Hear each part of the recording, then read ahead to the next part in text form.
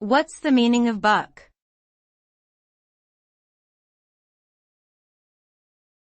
Buck.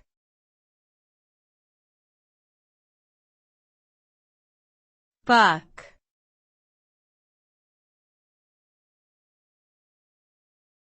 Buck.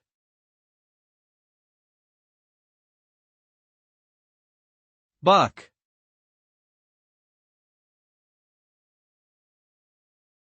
The meaning of buck can vary depending on the context. As a noun, it often refers to a male deer, or a monetary unit equivalent to $1 in some countries. As a verb, it can mean to resist or oppose something, or to move in an abrupt or sudden manner. It can also be used informally to mean to pass something along or to throw something.